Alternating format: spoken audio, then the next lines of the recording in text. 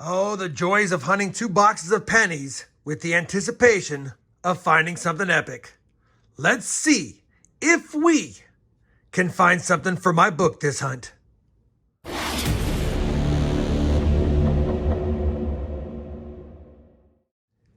Hey everyone, it's RobFindsTreasure. Welcome back to my channel. We have a 2-box penny hunt in our quest to slot another cent in this Dansko Lincoln Penny album. That being said, because they're local boxes, we probably won't find very many Canadians, but of course, I'll be looking for some Canadian small cents for my Canadian books as well. So far, through the first 267 boxes, we've slotted 208 of the 234 cents that this book holds, but it's been a little bit since we slotted a cent, so hopefully one of these 2 boxes can help with that. We've also slotted 65 of the 115 Canadian small cents that those books hold, and that's only through 81 boxes worth of finds because I wasn't keeping track of them prior to that. You guys know the drill. We're going to start cracking rolls and seeing if we can find some goodies. Now this box is circulated. I can tell from the holes in the bottom, so I'll open it live with you guys. And this box, I had to pop the top to make sure it was circulated, and it is. Now obviously I'll give you a look at the books at the end when we compare the finds to them, but for now, we're going to get right to the hunt. Let's go ahead and crack open this first box and see if we have any fancy enders on the top side. All right, I don't see any fancy enders, but it looks like there's a few copper cents in here at least, and that's always a good sign. Let's go ahead and start getting into these rolls, and as soon as I have a find in this first box, I'll be sure to bring it back in. Took us 8 rolls where we have found our first wheat cent of the hunt, and it looks like it's going to be a 44 Denver. So we'll quickly scope it for that 44 D over S, which I do not see. We're on the board now, 8 rolls in, 44 D. Roll number 12, wheat cent number 2, a 1957 Denver. Roll number 14, wheat cent number 3, a 1940 Philly, and that's our oldest one so far. Roll number 15, we now have 4 wheat cents for the hunt. And that's a 51S maybe? It is.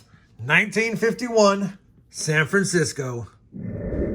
Roll number 19, wheat cent number 5 is a 57 Denver again.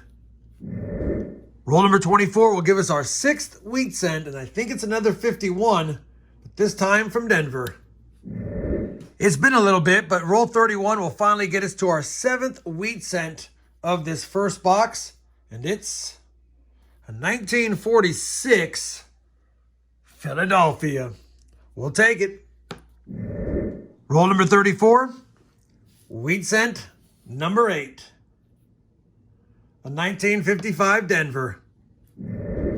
Roll number 37 will give us a corroded and damaged wheat cent, but it will make number 9. Will it have a date? And it does. Looks like another 57 Denver. Roll number 43 is going to give us our 10th wheat cent, and it's going to be just like the first one we found in the hunt. Another 1944 Denver that will quickly scope for that D over S, which I do not see. That makes 10 wheat cents though. Not a bad box so far. 7 rolls left. Roll number 44. Make it 11 wheat cents. And that one's a 45 Philly. Well, we finished that first penny box. It was a decent box. We have 11 finds on the board. The oldest being a 1940. So nothing that nice and nothing really old, but 11's a good amount. Copper was decent, 2 pounds and 4 ounces in this first box, which means that we need 2 pounds and 12 ounces in the second box to hit the 5 pounds that I like to find in a 2-box hunt. Side finds were light. No Canadian cents or any foreigns, no 1959s, and no 69Ss. We did get 3 nicer copper cents, a 1963 D, not the DDO, a nice 73S, don't see a lot of S-minted early 70s cents in my boxes, and a really nice 74D, almost like a blazer. That being said, it is a 2-box hunt, so let's go ahead and put this box to the side, slide over this different bank box, and see if it's got some lucky goodies for us. We'll continue the hunt, see if we can add at least 9 more wheat cents to the board to make 20, or maybe something old or a variety. I'll bring you guys back in as soon as I have a find in box number 2. Very first roll of box number 2 is going to give us a wheat cent for the 12th find of the hunt. And that's an oldie. 1928. I know we don't need it because it's Philadelphia minted, but the very first wheat cent, the third coin in, is going to be a 1928 20s wheat cent. We'll definitely take that. Good start to the box. Hopefully that means there's more in it. Second roll of box 2. Second wheat cent, also the third coin into the roll. And take a look at this blazer. I hope the front looks just as nice, and hopefully it's not 56, 57, or 58. But it is a 1957 Denver. But either way, still a beauty. We don't need those years in red. That's why I was hoping it was earlier. But that is a dandy. We'll definitely take that one. 2 wheat cents, 2 rolls in. Both were the third coin in the roll. We're on roll number 4 of the box. I literally grabbed the roll out and I flipped it around, and look what the ender is. A dime. It's been a while since I've seen a dime as a bankroll ender in a bank wrapped roll, but still pretty cool. We'll definitely make 9 cents on that. Let me get it out. I'll show it to you, and we'll see if there's anything else in that roll. The lucky dime ender, not silver, of course.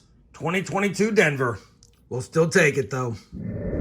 Roll number 56 of the hunt, 6th of box 2, 3rd wheat cent of box 2, and number 14 overall. And that's going to be a 1944 Philadelphia. Roll number 58, wheat cent, number 15. It's a pretty nice 1956 Denver, but I think it's been cleaned. Either way, it's a nice addition. Roll 59. We now have 16 wheat cents. Another 1956 Denver. Roll number 64 of the hunt. Wheat cent, number 17. And that's going to be a 1946 Denver. Roll number 68. Wheat cent, 18. And that's a 1950 Philly. Roll number 76. Wheat cent, number 19. And that's going to be a 1942 Philadelphia. Roll number 80 of the hunt will give us our 20th wheat cent, which means we're averaging 1 every 4 rolls. And that's just another 1956 Denver, however. Well, we're already on roll 99 of the box, and it's been 19 rolls since my last wheat cent find, and we still haven't found one. But I'm bringing you in because we do have an old Canadian cent. Take a look at this. We found one of these recently, a 1947 no maple leaf. And we'll take a look at that 7 real quick. And that's going to be a blunt 7. 1947 blunt 7. I don't think it matters without the maple leaf. I think they only give the blunt and the pointed 7 on the maple leaf variety. You'd have a maple leaf right next to that 7, but it's not there. Don't think we're going to need it, though, because it has no maple leaf. But either way, I'll definitely take a King George VI. It's only our 2nd Canadian cent of the hunt so far. Side finds are adding up. Copper's good, but man, this box went ice cold since roll number 80. Hopefully we can squeeze out one more wheat cent in that roll or in this one.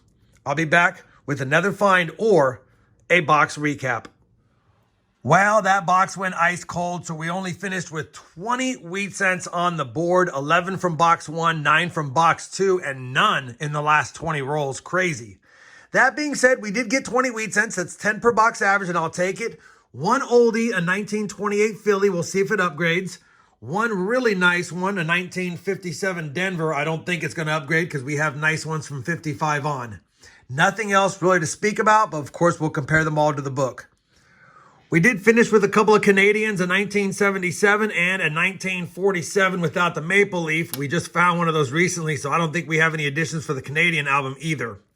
3 1959s, 3 1969S's, no DDOs of course, and 7 nice copper cents. We do have an upgraded 1959 there.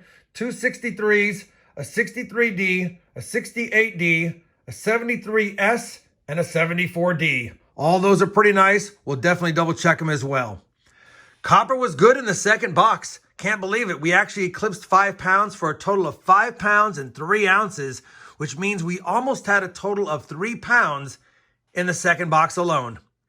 Let me go ahead now and compare all of today's finds to both of the albums, see if we have upgrades or additions, and I'll be back with a look at the books and some final thoughts on this 2-box hunt. We have finished comparing all of today's finds to both the Dansko Lincoln Penny album and the Canadian Small Cents albums.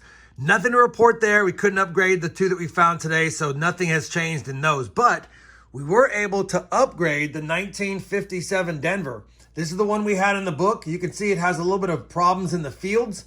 Not a bad coin overall, but today's find is a little more red and a little less problems in the field. So I'm going to go ahead and upgrade it for sure. One upgrade, no additions. That 1928 we found was not better than the one in the book, so no upgrade there, of course. That being said, an upgrade this late in the game, I'll take it. Although we wanted to slot a cent, we could not. Now, after 269 boxes searched, we're still missing the 26 wheat cents we started with. And after 83 boxes worth for the Canadian finds, we're stuck at 65 out of the 115. I know that second box got ice cold at the end, but we got more than 5 pounds of copper. We got 20 wheat cents, one from the 20s, and it was a lot of fun for me. If you guys had fun watching me hunt them, I'd appreciate that thumbs up. And as always, everyone, happy hunting, and thanks for watching.